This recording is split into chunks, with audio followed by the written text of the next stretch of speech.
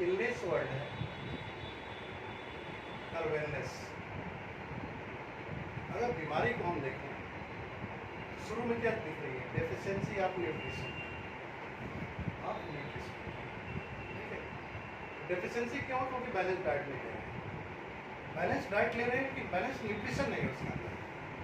आपको लगता है चावल दाल रोटी सब्जी दूध दही घी वही सब खा रहे हैं, लेकिन उसके अंदर जो न्यूट्रिएंट वैल्यू होनी चाहिए हमारे बॉडी कंपोजिशन के अनुसार वो नहीं है।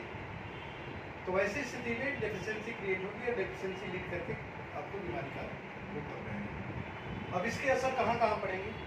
जैसा कि मैंने शुरू में ही कहा था कि बैलेंस डाइट का अंतिम रूप जो सेल है, जो सेल में पहुंचता है, हमारे शरीर के हर कोशिका में जो काम जरूरी है उस सभी काम को करने वाला अगर आप भोजन ले रहे हैं तो बैलेंस डाइट है।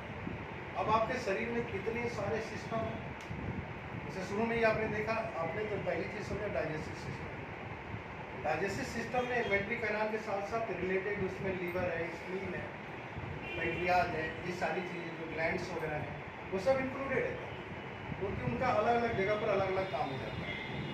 उसी तरीके से फिल्ट्रेशन के लिए जब बात आती है तो एक्सक्रीटरी सिस्टम, उसमें स्किन भी है, किडनी भी है। यूरिनरी सिस्टम एक्सक्रीटरी सिस्टम का ही पार्ट है। राइट में कार्डियक यानी कार्डियक सर्कुलर सिस्टम कह सकते हैं आप, सर्कुलेटरी सिस्टम। उसी तरीके से इन्वेंट्री सिस्टम यानी स्किन की बात करते हैं, रिप्रोडक्टरी सिस्टम। ये पूरा का पूरा शरीर कोई एक सेल तो बना नहीं है, और वो खामो पता नहीं कितनी अनलिमिटेड सेल से बना है, और हर सेल प्रति सेकेंड पता नहीं कितना कार्य कर रहा है। राइट, तो उतने सारे कार्य को करने के लिए आपका भोजन बिल्कुल परफेक्ट होना चाहिए, बैलेंस होना चाहिए।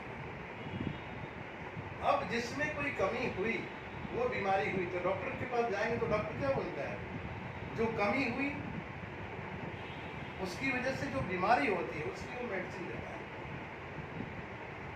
और कमी का मतलब क्या है कि आपने खाया सही नहीं तब तो एक बात है, दूसरी चीज खाया सही लेकिन भोजन में केमिकल का समावेश कर देता, वो आपके ब्लड चैनल में घूम रहा है, तो आपके ब्लड में क्या दिखाएगा कि ब्लड के अंदर प्रोटीन बढ़ गया, कैल्शियम बढ़ गया, सोडियम बढ़ गया, वो दिखाएगा, लेकिन सेल को नहीं ना मिल रहा है। तो डॉक्टर ने तो मना कर दिया, लेकिन अगर मना कर दिया परहेज करके प्रिकॉशन के रूप में, तो क्या सेल को वो चीज़ मिल जाएगी? और जब नहीं मिलेगी तो बीमारी तेजी से बढ़ेगी। अब करना क्या चाहता कि डाइट को ही पहले आपको बैलेंस करना चाहिए। और डाइट बैलेंस का मतलब ये नहीं होता है, डाइटिशियन को पता है कि डाइट कैसे बैलेंस होता है।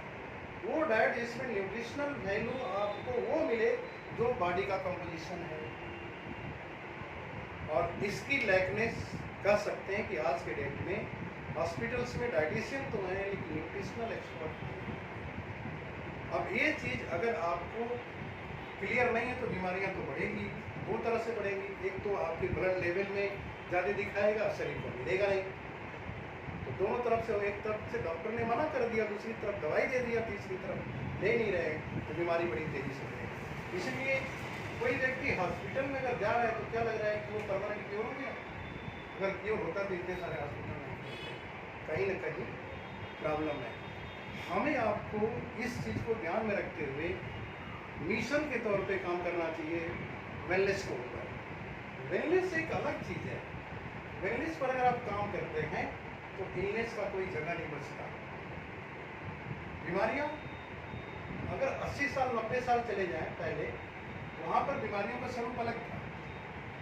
बीमारियां जो होती थी वो अलग अलग तरीके की होती थी, डेफिशिएंसी या क्या कर सकते हैं इम्प्योरिटी की वजह से होती थी। जैसे पानी खराब तो कलरा का बहुत ज़्यादा असर दिखता था। आज की बीमारियां तो आपकी ऐसी बीमारियां जो क्रॉनिक डिजेनरेटिव डिजीज के अंदर है, और वो एक बार हो गई तो जीवन भर के लिए आपके साथ चलेंगी।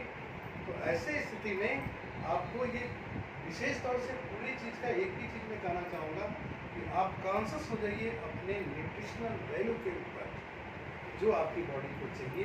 ऐसे डाइट लीजिए जो आपकी बॉडी की हर सेल की न्यूट्रिशनल वैल्यू को कंप्लीट करता हो, बैलेंस करता हो, जिससे कि आपका पूरा सिस्टम सही काम करे। स्वस्थ रहना ये आपके हाथ में है। एक्सरसाइज करिए, रेगुलर एक्सरसाइज का मतलब रेगुलर एक्सरसाइज होता है, और वो खुशी से करिए। ऐसा नहीं कि एक ड्यूटी मत करिए, पर ड्यूटी परफॉर्मेंस की तरह नहीं, एक आपको खुशी होनी चाहिए। अगर एक्सरसाइज से खुशी नहीं मिल रही है तो आप ड्यूटी कर रहे हैं, एक्सरसाइज नहीं कर रहे हैं। एक्सरसाइज करते समय करने के बाद अच्छा लगना चाहिए। भोजन खाने के बाद भोजन करते समय आपको गुड फीलिंग आनी चाहिए। सोच आप जब सोचते हैं तो आनंदमय होगा, खुश रहें, नींद अच्छी लगे, उठे तो फ्रेश रहें, तो आप ऑप्टिमल हेल्थ के रूल्स के अनुसार हैं। अगर इनमें कोई कमी आ रही है, जैसे एक्सरसाइज तो करें लेकिन अच्छा नहीं लगेगा, इसका मतलब आपको ध्यान देना होगा कि कौन सी कमी आ गई है। और ऐसी स्थिति में ये जो सारी बातों की चर्चा मैंने किया, उसमें आपको एकदम स्पष्ट दिखेगा ऑक्सीडेटिव स्ट्रेस बढ़े हैं, इम्यूनिटी बहुत वीक हो गई है और टॉक्सिसिटी बढ़ गई है। ये तीन चीज़ें आज के डेट में मैक्सिमम लोगों के शरीर में जगह बना चुका है। और ऐसा अगर हो गया है तो मेडिसिन डिपेंडेंट को होना ही पड़ेगा, और मेडिसिन डिपेंडेंट से बाहर निकलने के लिए भी हम लोग इसके ऊपर काम कर रहे हैं। Thank you.